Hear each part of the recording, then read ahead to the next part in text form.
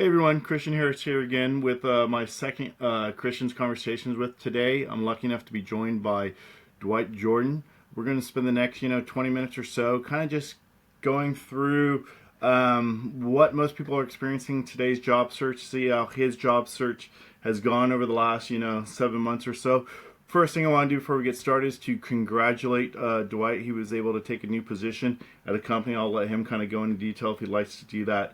From there, we'll highlight some of the processes he's gone through, what his insights may be for people that are experiencing the same situation he is, and just have a conversation, discuss maybe a little bit about movies. I know he's a big movie fan from what I've seen on his posts, and we'll go from there. So, Dwight, nice to meet you. Good to meet you, Chris. Thanks for setting this up. Awesome to chat. No, awesome. Thank you. It's funny when you start going through people's job histories, you see a lot of similarities. So you worked for Singular Wireless way back in the day. I think I left the year before you may have started there, so we may know some of the same people there. I think when I left, Kelly King was running the show down here in Southern California, so that may be a name you're familiar with. I don't know if he was still there at that time or not. Yeah, I think Kelly was the GM of the retail market. I was on the B2B side, worked for Anna Maria Hall. Okay, yeah. Enterprise and small business seller. So I had the Inland Empire, and it was a really interesting market. It was my trip back to AT&T eventually because everything becomes one eventually, and so I still have friends from that team as well as my original team when I started out at Pacific Bell. It's been a blur, almost 30 years since I started, but it's been a blur nonetheless. Yeah, and it's amazing how that industry has changed during that time frame. And like you said, everything, when I started it was LA Cellular, then it was Singular, then I think AT&T bought, so it went back and forth, kind of like how everything does in today's. But to go from programming analog phones in people's cars way back in the day to what the technology we're selling today is incredible, and it's kind of cool to see and be part of that process. So I'm sure you were able to do that, especially the IE, like you said. I've supported for people that are not from California, the Inland Empire. We like to use abbreviations, especially out here. It's definitely a growing market and great for businesses, especially in the transportation industry and the like.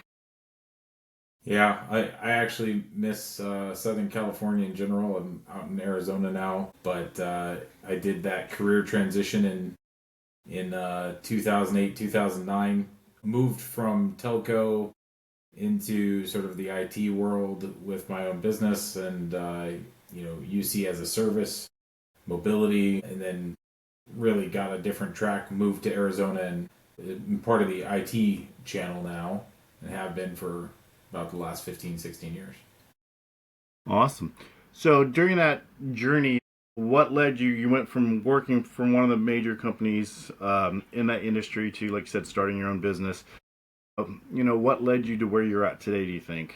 Well, I think when I first started out, I was obviously selling telco services, local toll and long distance services for Pacific Bell, and then my career has been one of trying to be on top of the wave and not being behind it or too far in front of it. And you could actually see in the early 2000s the mobility sort of engine with BlackBerry and other smartphones coming out. You could see that sort of pushing things forward. And in 2011, you could actually see the wave for software as a service starting to really take shape.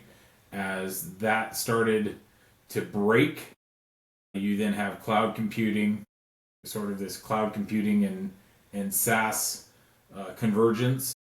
And now we have a similar thing going on with AI and with hyperscalers. So I've always really looked at my career path as a progression from one path to another. In my last role, I was really well regarded as the person who knew how to sell software.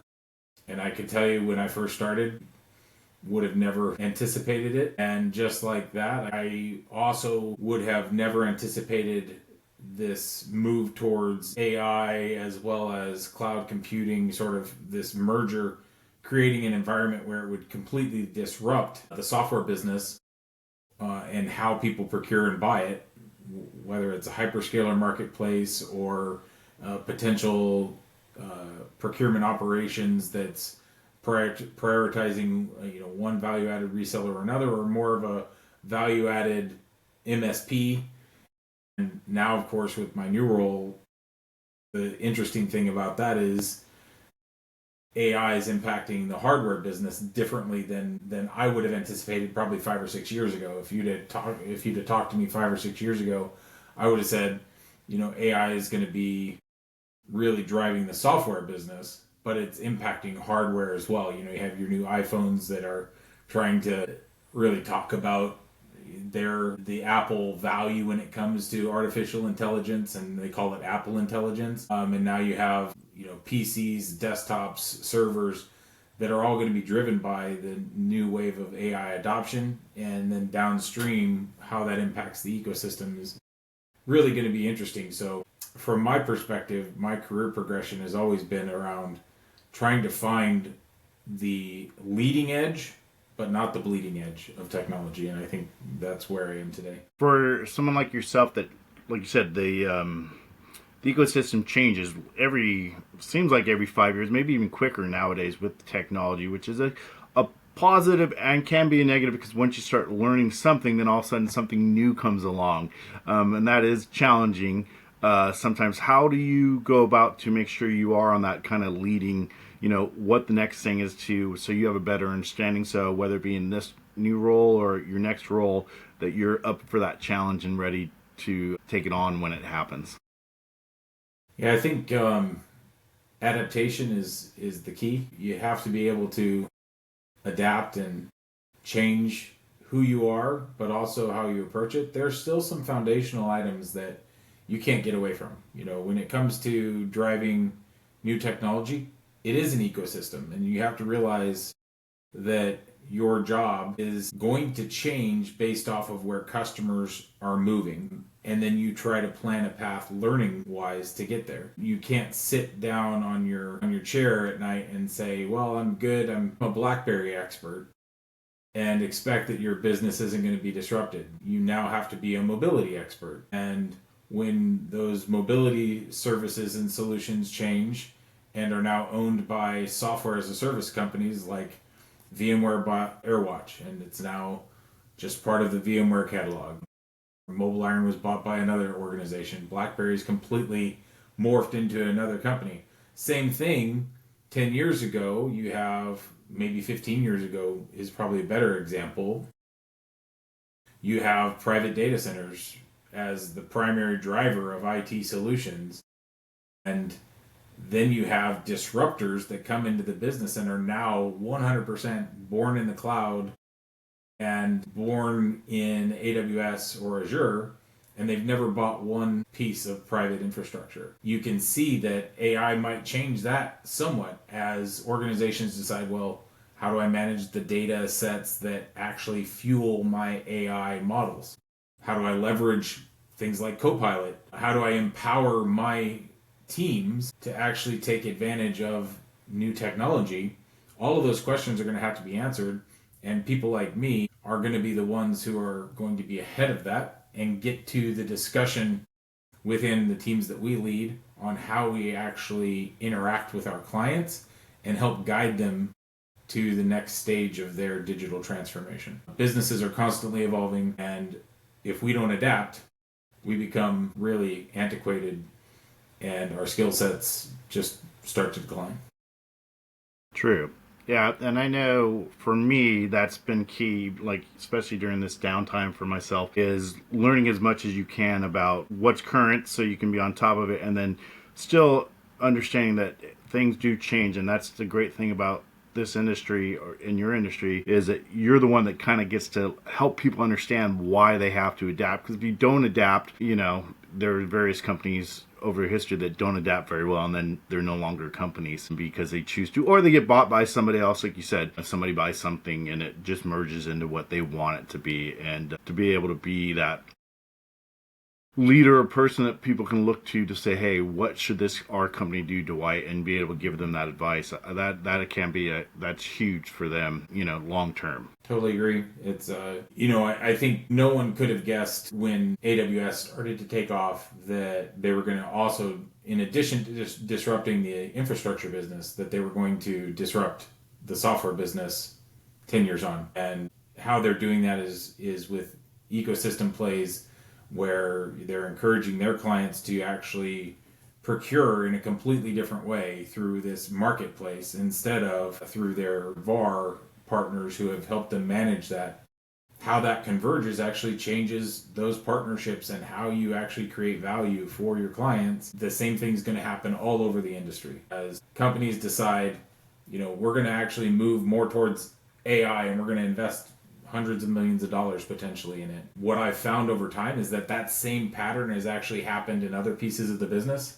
It happened when I was selling high-speed internet, DSL, T1, and then it morphed into fiber and cable. And then you have analog phones like you decided to go and program those in the car and all of that. Well, that morphs into having more compute power in the palm of your hand than you ever thought you would have. The same thing's going to happen with AI as organizations really define what that means to them because they don't know. They just know that they have to start saying it and they have to start prioritizing it or they won't be perceived as a thought leader. I believe wholeheartedly that we're not going to see AI pan out the way we think it is. We won't know for a couple of years how it actually starts to impact businesses until we see behaviors like, my personal opinion is that people will know what's real and isn't real because they can sense authenticity. They'll be able to know what organizations actually care about them by how they interact with them and how does AI play a part in that. All of that from a contact center perspective, how you use applications on your PC, all of that will be completely different. And we don't know how it's going to pan out, just like we didn't know how the internet was going to pan out in the 90s. We just knew that it was going to change everything. Yeah. When I was a teenager, I could have never believed where we are now with certain technology. And conversely, I would also say, I thought we would be further along in other technology than we are. And by the way, speaking of movies, so did the folks who produced Back to the Future. They totally missed on a few of those items, right? Yeah. So we're going to miss on a lot of things. We just keep guessing, we keep learning, and we move on. Yeah, it's funny because, especially if you bring up like movies or TVs, we see certain things. We're like, oh, that like Jetsons, like flying cars. We all thought we'd have that by a certain time frame. That's, but the things we weren't seeing in movies to a degree are the ones that actually have happened. Those things will probably will happen someday, but like other things have crept up on us. Like I remember we joked, we were driving by a FedEx building the other day, and my wife were talking about when we were in college, and we would have to go make copies of 1,000 pages for reports and stuff, and do all those different things. And now the kids today, which is great, you look it up on the internet, you type it out, you print out one. You're not having to like print pages from one book to another. So it's definitely beneficial, and it is interesting to see as we get older where we were, and I can only imagine what our kids will do, that when they become our age, going, well, I remember back in the day when we used to do this and now we're doing this, and it makes it so much hopefully easier and better, like most of the technology we're dealing with today. Not always the case, and sometimes, like you said, with AI, everyone's talking about it, wants to understand how to use it better, but like I said, real and not real. How many times does that come up, especially with the like interview process to even get interviewed? Do you have the keywords right or in the right order, but it's still personable? And I think we're all trying to figure those things out, right? Because if you're not using the keywords, I've had people say, well, did you tailor it to this? Yes, I did it myself, but I may not have had the right keywords for those things when you're doing, say, a job interview. Yeah, I've come to the conclusion that, and I went from this evolution of, man, I've got to use all the tools available, and I need to pay somebody to rewrite my resume, or I need to use this job search engine that's going to help me identify the mismatch in my resume. And I came to the conclusion that none of it mattered. Because what's actually happening right now in the job market is that you have recruiters who are overloaded. If you ask them, if you talk to any recruiter, they'll tell you, I've got hundreds of applications within 2 hours. It doesn't matter what software you're going to be running, it's not going to help you navigate that level of complexity. Whereas 3 years ago, literally, I was trying to hire people and I couldn't find enough people to hire. And it actually drove our costs way through the roof for hiring. We're possibly paying 20 or 30% premium to hire, B plus talent, because A talent was either being secured and not on the market, or they weren't interested in the roles that we were. So I kind of think to myself, is it AI that's driving this problem? Is it the applicant tracking systems? Or is it just this simple fact that humanity has become so disconnected from each other that a message on LinkedIn to someone you know can go unanswered, even though they can tell you're urgently looking for work? And I would say that that's possibly one of the most disappointing aspects of my job search, was that you could literally message someone that you know, that you've worked with, on LinkedIn, and not receive an answer for weeks or at all. And it's somewhat disheartening, because you think, oh, I have this human connection. And I really think that what's actually happened is that there's this perception that human connections don't matter anymore. And I don't know why, because that's totally antithetical to how I view my life, right? Human connection is extremely important. And it's become more important as I've gotten a little bit older and hopefully wiser. And I'd agree, and I think it's helpful when you can have that, and that's the hard part about how we have to go about like applying for a job. And I understand the recruiters, like you said, they're overwhelmed. I see it. I'll apply for something that's been posted maybe for an hour, and you'll see like 200 people have already clicked applied, and you're like, oh my. So if you don't have that human connection, hopefully you can reach out to somebody and say, hey Dwight, could you make an introduction? Obviously it's up to the end user to be able to get hired or move past the first interview, but hey, could you at least make an introduction? And I know I've been fortunate enough where people have done that on my behalf. It's gotten me further than it would have, and sometimes it doesn't even get you even in the door still, because they could already have somebody in mind, and Yep. That's just how life is. I mean, there's openings, we've all done it, all experienced it, good or bad, so it's not like you can hate it in a sense. That's probably not the right word, but get mad about it. It's just how it is. But that human connection can make the difference. And did that help you in your, the role you were able to secure just recently, or what process did you change that maybe worked better than it had, the first 500 times in a sense? Really just right place, right time. The funny thing is that so I'm back at an employer that I worked for before, that I had a good reputation with, and I literally liked a post about a job, and I think a day and a half later, I got a call from one of the executives on that team, and he says, "Are you really serious about this job?" And I said, "I'm absolutely serious about it. Let's talk it through." And look, there's some things that are about making a choice to take a job still, even having a protracted job search. It not only humbles you, but it also helps you understand who you want to be. And at the very least, what I knew coming into accepting this role that I have now is that I knew the stakes of the game, and I'm very familiar with taking maybe a step backwards in order to take a couple of steps forward. And I think that that's how I actually had to come to grips with all of it, is that,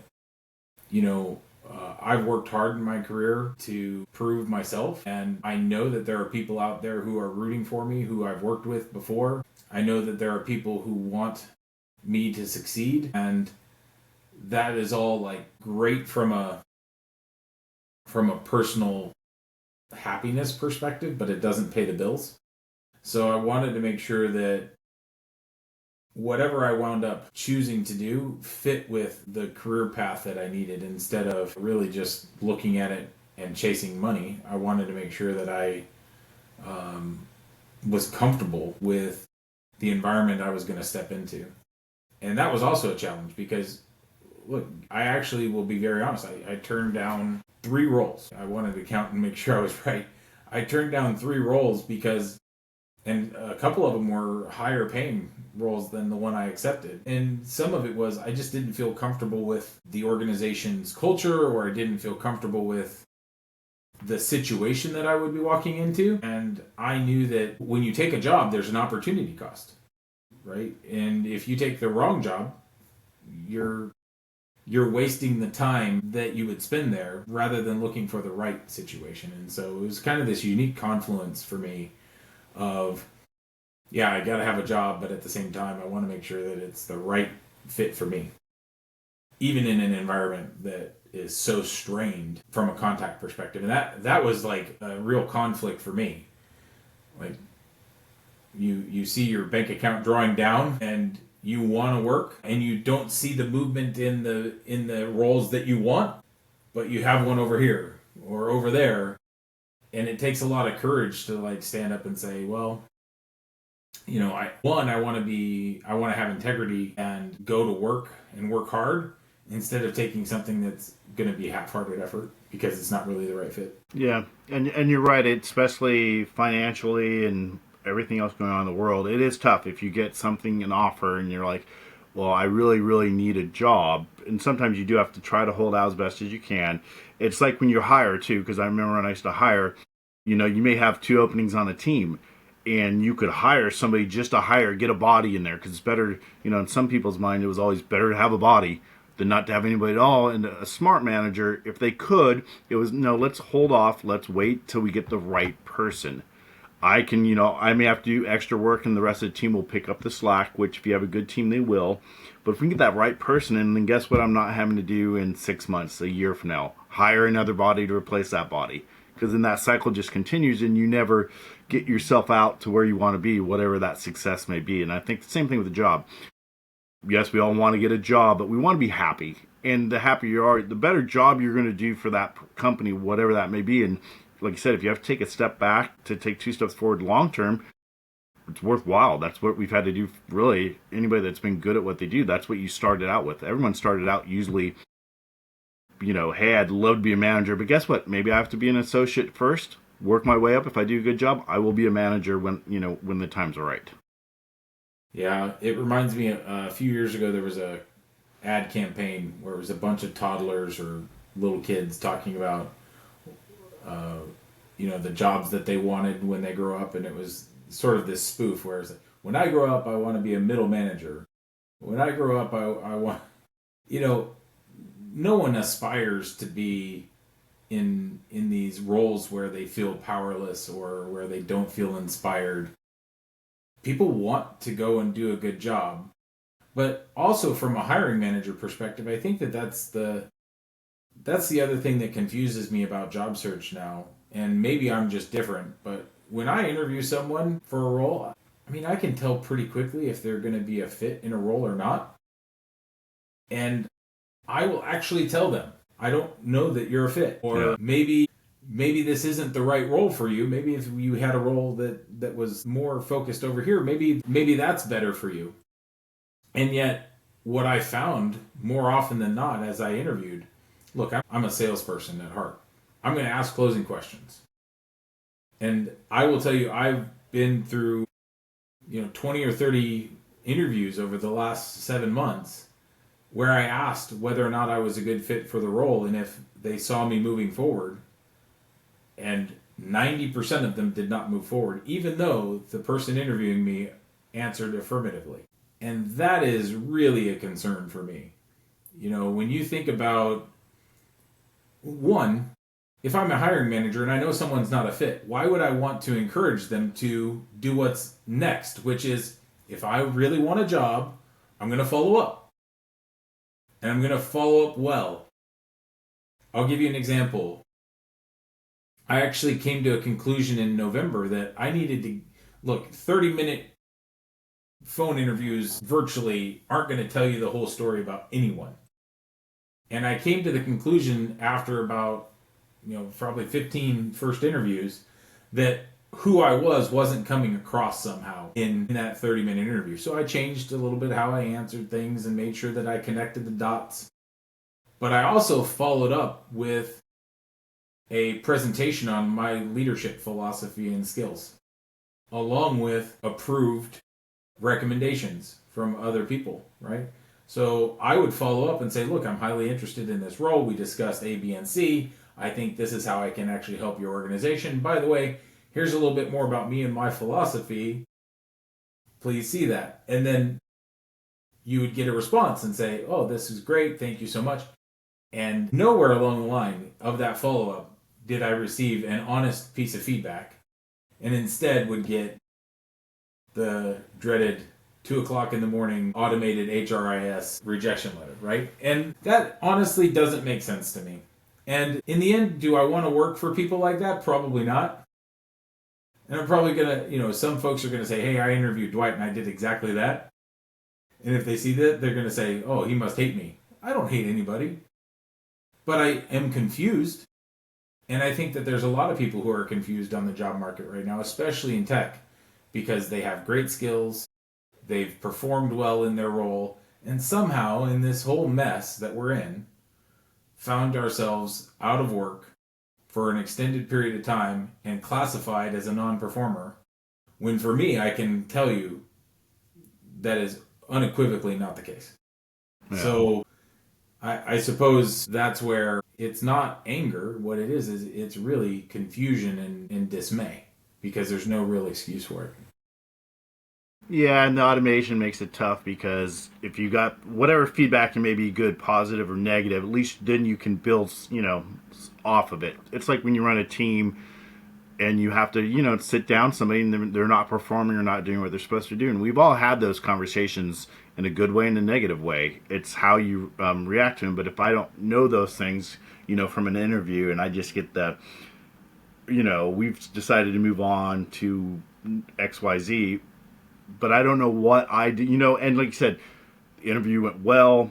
You think it's okay, at least I'm going to move on to the next stage, and all of a sudden, boom, and, that's not, but if I don't have feedback, it's hard to improve on whatever skills I may be lacking on. So I think that would be helpful. But like I said, it's a tough role, and obviously with different, probably the way the laws are set up now, it's hard to give sometimes honest feedback like they would like to. I'm sure a lot of them would like to be able to go 2 questions in.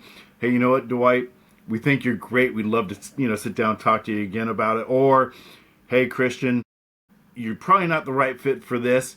We may have a role down the line, we'll keep you in mind. And I'd rather do that possibly than sit there and, like I said, hour interview into it, and then you're like sitting around, you don't hear anything back, and, should I hit them up? Ask them, hey, where are we at? And then you still don't get a response, and you said that adds to the frustration for people that are looking for the jobs. I would just ask more of people. And I know that it's a risk, because you have compliance issues, and you do have laws that are meant to protect people who are job seeking or employees. But what is actually happening, and the unintended consequence of it, is that people are becoming, especially hiring managers, are becoming so careful that they're not getting any feedback. And that lack of feedback, I think, leads to misunderstandings and confusion and frustration from so many people. I know people who I've worked with and who have worked for me who are very good at what they do and have been recognized for their performance. And I've interviewed them. I know they interview well. So why are they having such a hard time getting through that process today? It leads you to a conclusion. And sometimes, depending on your life, you're going to think that conclusion is, well, for me, maybe it's ageism, right? Maybe there's a little bit of ageism there. Or maybe there's some sexism there. Or maybe there's all of these biases that you could have become the reason for people's frustration. And yet that's probably not the case at all. Maybe it is just that you're not a good fit for the role. But if you don't hear that, your cognitive bias says, well, I'm great for that role. Why wouldn't you hire me? There has to be a reason outside of what we talked about. And I think that that's leading to a lot of frustration for a lot of people in the job market right now. I would agree. The one thing I noticed from a lot of your posts, and I think if I'm right, that's John Wooden's pyramid right behind you.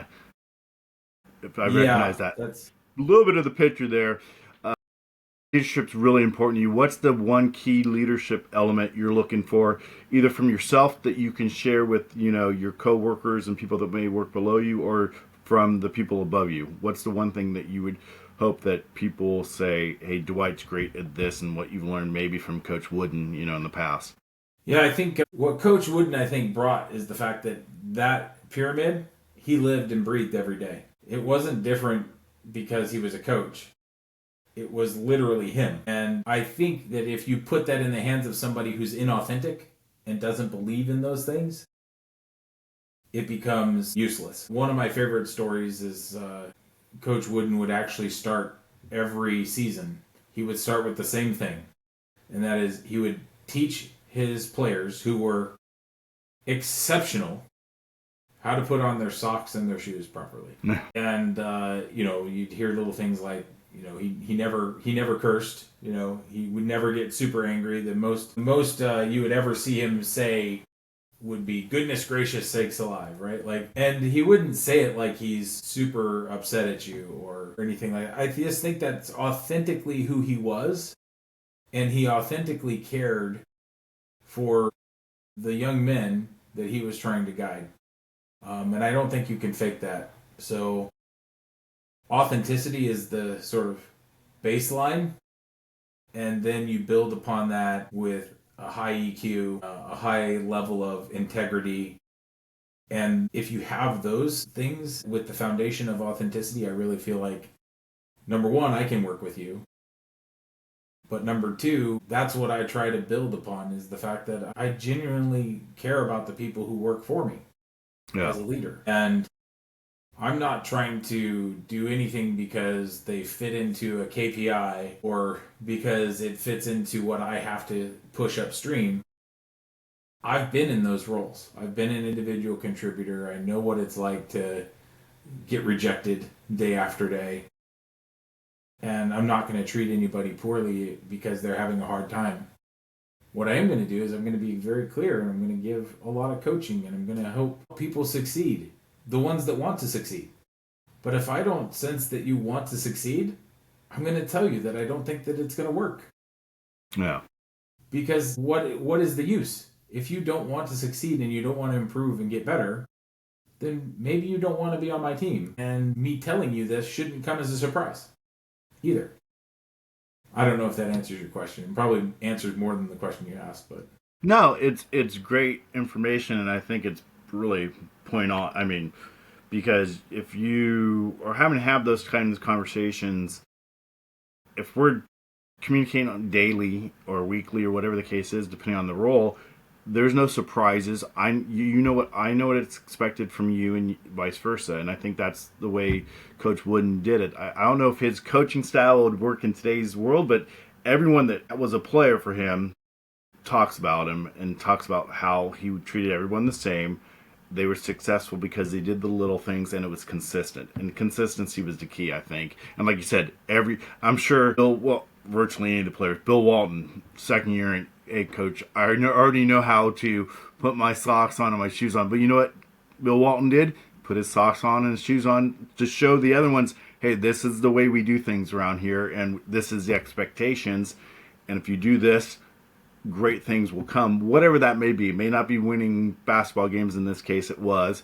It could be, exceeding quota. It could just be being successful in a customer service job. Doesn't matter, as long as you do what's expected of you and are consistent. You'll have success, whatever that is for that person. Yeah, my favorite story around that is around hard conversations. Which, getting back to Bill Walton, I know Bill was a free spirit, especially in his days at UCLA. And one of the stories that I heard was that he really wanted to have a beard and his hair cut long, and that was not the standard. And he knew the standard. And so he went up to Coach Wooden one day and says, "Why can't I have this? I'm an adult." And he says, "You can absolutely have that haircut, but we'll be sad that you're not on the team." Yeah. And I mean, look, that's a very difficult conversation for a coach to have with someone, and yet you set the standard and you move forward. And you can see that in in real life with Coach Wooden. You see more of the ideal with Ted Lasso, which is another one of those coaching situations where I've probably watched the entire series for Ted Lasso at least 4 times now. And, at the beginning you think Ted's just this guy who is just a happy-go-lucky guy who gets along with people, and he's just that person. And yet, there are moments when he's very frank and very firm with the people that he's trying to influence, because that's what's needed in that moment. I think that actually drives those folks to respect him more, because he's such an affable person. And yet, when he needs to, he's very clear on what he needs from you. Yeah. I'd rather have that than any other type of leader. I'd rather have someone who just wants me to be better and is very clear with me. Same thing from someone I'm interviewing or being interviewed for. I'd rather have clarity and authenticity. I would agree. The one thing I'd like to get a little bit more insight for the people out there, because I thought it was great. You referenced Seinfeld, my favorite show of all time. I know Ted Lasso was to you, and I love Ted Lasso. And you talked about running on empty and how that was like with the job search, right? Certain days you felt like you were running on empty.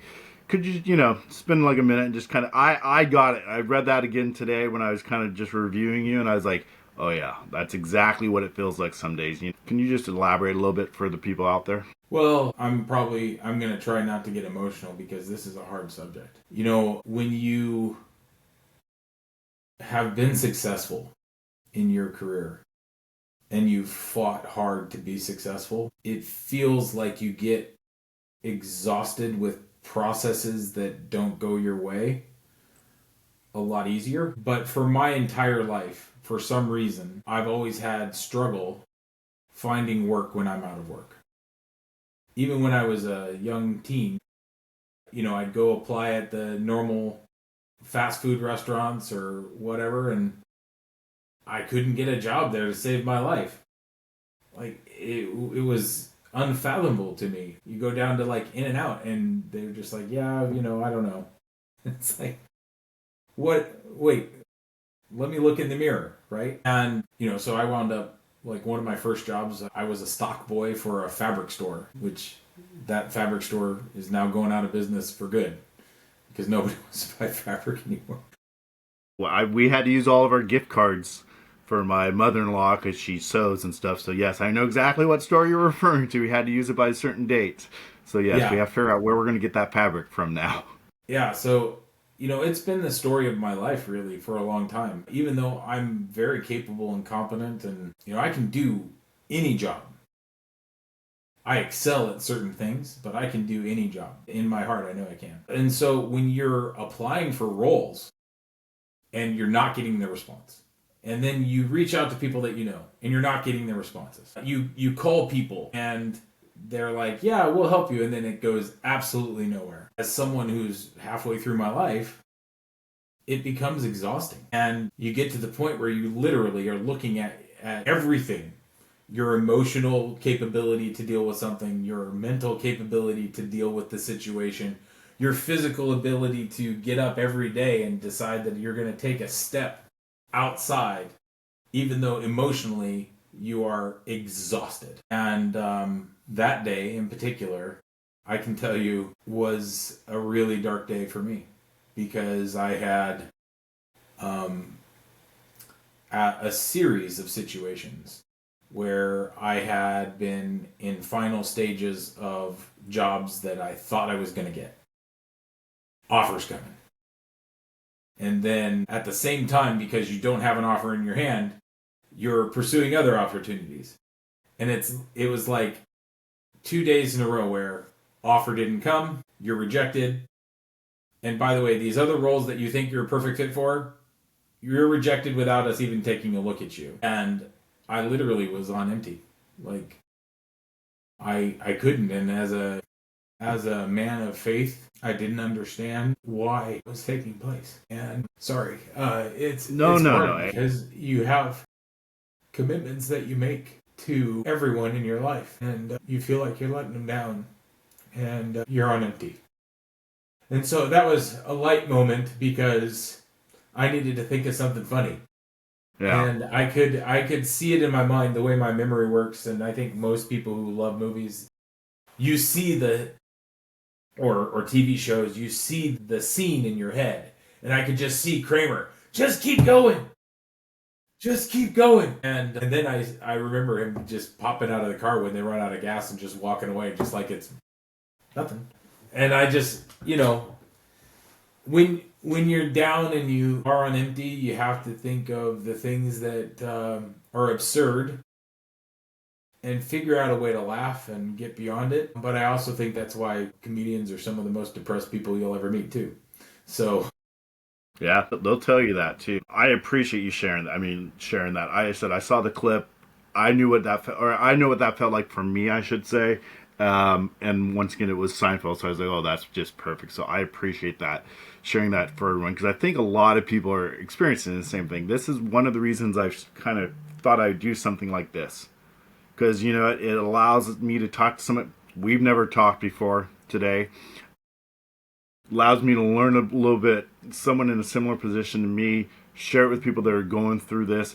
I'm proactively reaching out to people that I've never, they may not even be in my network on LinkedIn, and just going, hey, would you like to be on this? And most of them are like, what? And then I show them the clip, and they're like, oh, okay, that sounds like, kind of like what you did. Hey, let's do it. So I appreciate you taking the time today to sit down, sharing your personal insights. I wish you nothing but the best of luck in your new role. I'm sure you're going to crush it. It sounds like you're going to a company you're familiar with, so that's great. So you're familiar with the people, and I'm sure you had success in the past, and that's one reason they brought you back. So I'm not sure when you get to start. So hopefully you get to enjoy. You may not want any more time off. You may want to start tomorrow, just to get back in the swing of things. But I'm hoping you're able to enjoy the time before you have to get back to the daily grind. But I'm sure you're looking forward to it. yeah, I'm looking forward to working with folks that have the values that this team has. I know that they are really great. One thing about me is that I just always believe there's something that can be better. And so there's usually a reason why you hire a new leader. And I just love coming in and looking at things with fresh eyes and starting from scratch, just like Coach Wooden. We're going to learn how to put our socks and our shoes back on. And we're going to do it in a way that is approach that is humane and treats people with dignity and respect, because I just think that that's why we're all here on this earth, is we're supposed to learn from each other and help each other, and it doesn't matter what your title is, you have a responsibility to not only do your best, but do your best for everyone that you come into contact with. Agree. And it's really, using all these coaches reference, it is like a new coach, right? They had a coach that did it certain ways. They're looking for maybe not a new fresh way, but a different way to look at things, and most people will appreciate that. It sounds like the way you go about things, people will adapt. You'll adapt to, a good coach adapts to their team, and that's what you're going to have to do. And I'm sure a year from now you'll be back to your normal top performing self in that role. So best of luck. Maybe we'll cross paths down the line and talk again. Yeah, Chris, thank you so much. Really appreciate it. By the way, just if you're looking for work, this is to you, but anyone who's listening to this, if I can help, I will. I appreciate that. And I know you will, because I've seen your posts when you've seen roles for other people, and you said, hey, whatever the company is, and I saw numerous times you did this, I think this person would be a great asset to your team. And I think that's huge. Because that's not only your yourself, but you're trying to help. Can I tell you a quick story about that, actually? Sorry. Absolutely. Yeah. So I have a team chat in WhatsApp with a bunch of folks that I used to work with at my former company. And we have great people. And so we've been chatting for a while, and we were changing back and forth, exchanging our experiences. And one day I just decided, look, guys, we have to change the game a little bit. We're gonna start to be very forward about what we're doing. And so we decided, look, if you find a job that you think you're a fit for, I've got 26,000 LinkedIn connections. I'm going to tag the people that are in that company, and I'm going to post it on LinkedIn, and we'll see what happens. Because nothing's working. And so you just have to put yourself out there and do whatever you can. And that's the one thing, is that, are you doing what you can do? Or are you just doing what's acceptable. And if you're a hiring manager and you're just doing what's acceptable, maybe elevate your game a little bit. Yeah. And last one, did you see the gentleman on LinkedIn? There may be more than one person that does this, has offered basically a $10,000 reward for anybody that can get him hired. Saw Because he that can't, yesterday. he's tired of looking. Look, I can use 10 grand. If I Yeah. can find him a job, I will. He put that out there. I'm trying to get him to come on and have talk to me because I think it's interesting. Like I said, it's just changing it from what he's been doing because he's not been successful, and hopefully, he has a good track record. I've looked at his profile from what I can tell. Somebody will see it and take him up on that and help him out. So that would be awesome. Yeah, I hope so. I hope so for his sake. Yeah, because I know people who are doing that. I also have known people who are so far down the line that they're looking at every option. And I've seen GoFundMe's. I've seen so many unfortunate circumstances because this is and really the interesting thing is that people are having protracted job searches, and yet this is probably the only time in my lifetime where you have this protracted joblessness, and there's no help coming from the federal government. There's no extended unemployment benefits. There's nothing coming, largely because it's tech sector. It typically seems like these are high paying jobs and people who are capable. But look, anyone who's out for 7, 9, 12 months is going to have severe economic issues. And I just wish we all had a little bit more visibility. So I appreciate you putting this thing together because I think there's voices out there who are not being heard, and there's people suffering and who are worried, and we need to tell those stories because they're not being told. I agree, and I appreciate one's going to appreciate it, and thank you for sharing your story. And we'll talk soon. Thanks, Chris. Thanks, Dwight.